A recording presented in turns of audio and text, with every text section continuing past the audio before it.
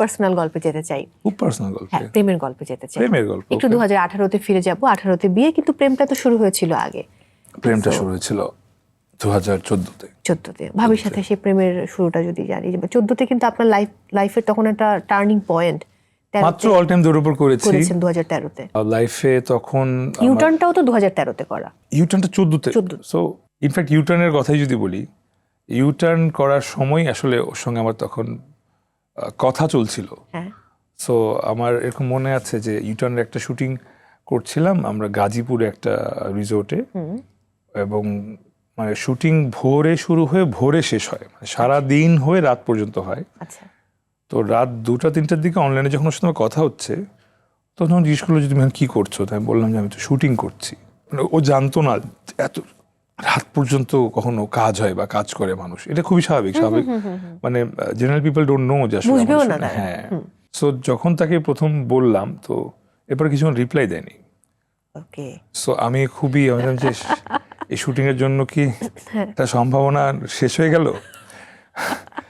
কিন্তু পরে ও দেখলাম ভোরবেলা আমাকে মেসেজ পাঠালো যে সরি আমি ঘুমিয়ে পড়েছিলাম, তুমি কই? বলে আমি এখনো শুটিং করছি। তারপর আমাকে বললো যে ও মাই গড, তোমরা আসলে অনেক কষ্ট করো। সো এখানে অন্য কোনো মানুষ হলে হয়তো ব্যাপারটাকে অন্যভাবে দেখতো, রিঅ্যাক্ট করতো, কারণ ওখানে আরো 3টা নায়িকা আছে, আরো এত মানুষ আছে, সবকিছু মিলে ওর সঙ্গে তখন আমার কেবলমাত্র পরিচয়, বন্ধুত্ব তৈরি হচ্ছে। ও তখনই আমাকে এটা এত অ্যাপ্রিশিয়েট করলো, and that gave a really, মানে তাকে আসলে অ্যাপ্রিশিয়েট করার মতো তার। এই জন্যই বোধহয় এত চমৎকার ভাবে পথ চলছেন। কিন্তু ঝগড়া হয় কিনা সেই গল্পে যাব একটা ছোট্ট ব্রেকের পরে। অবশ্যই। প্রিয় দর্শক, সময় হয়েছে বিরতি নেবার। আপনারা দেখছেন স্টেপ প্রেজেন্স আনন্দ আড্ডা। ফিরছি এক্ষুনি, সাথেই থাকুন।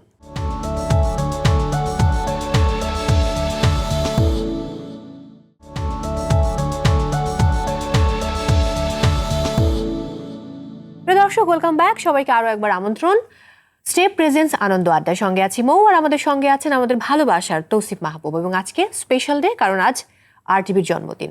সো আশা রাখি আপনারা সব সময় আমাদের সঙ্গে থাকবেন, ভালোবাসবেন আমাদেরকে। ঝগড়া কে করে, নাকি হয় না ঝগড়া? যত দোষ নন্দ ঘোষ, আপনার সব আমি করি। আচ্ছা, এটাই বলছে আমাকে বলতে। এটা না, এখানে আসার আগেও হ্যাঁ, ও আমার গেট আপ নিয়ে কিছু একটা কমেন্ট করলো। হ্যাঁ, তো তখন আমি মানে ওকে বললাম যে কেন, এটা কি তোমার কাছে ভালো লাগেনি এই সেই। তো তারপর আমি কিছুক্ষণ কেউ করলাম যে তুমি আসলে বুঝতেছো না, এটাই ভালো লাগছে অল। তারপর কিছুক্ষণ পর আমি যখন মিররে দেখলাম, শি ইজ রাইট, আসলে ভালো লাগছে না। তারপর চেঞ্জ করলাম আবার, তারপরে শুধু ভালো না, মানে অনেক ভালো লাগা শুরু হলো। তো she is always right. And কেন জানি আমি প্রতিবার ও যাই বলে আমি প্রথমে শুনতে চাই না। অ্যান্ড এইটাই খুব মজা লাগে আমার কাছে। ওই যে এইটার মধ্যে একটা টম এন্ড জেরি একটা ছোট্ট কেমিস্ট্রি বিল্ড আপ হয়ে যায়। মানে হ্যাঁ হ্যাঁ হ্যাঁ, একটু ঝগড়া বলা যাবে না, ঠিক খুনসুটি। আই থিঙ্ক দীর্ঘদিন পথ চলতে হলে না, you need to make sure that nothing gets boring. True. So হ্যাঁ, মানে আপনি দেখবেন যে যে কোনো কিছুতে, ফ্রেন্ডশিপের মধ্যেও দেখবেন যে ফ্রেন্ডশিপ কেন অনেকদিন বেশি টিকে, বিকজ সারাক্ষণ দুষ্টমি ফাজলের মধ্যে থাকেন। So you are very interested to see your friend, because আপনি জানেন ওখানে গেলে আপনি রিল্যাক্স হবেন। তো সম্পর্কের মধ্যে এই বিষয়টা থাকা খুব ইম্পর্টেন্ট, যে এই মানুষটাকে দেখলে আমার হাসি পায়, মজা লাগে, কান্না পায়, বা যেটাই হোক সব রকম ইমোশন যাতে ওয়ার্ক করে এই মানুষটাকে দেখে, কারণ এই মানুষটা তো বেটার হাফ। একদম। সর্বশেষ কবে দুজন একসাথে ট্যুরে গেছেন? এই মাসের শুরুর দিকে একদম ছোট্ট একটা ট্যুর দিলাম, কক্সবাজার ঘুরে আসলাম একটু। দারুণ। কারণ এখন তো একটা কাজের প্রেশার চলছে, এটাতে ঢোকার আগে আসলে ঠিক করেছিলাম যে আমি তো আবার 2-3 মাস খুব কাজের মধ্যে থাকবো, সময় দেওয়া হবে না।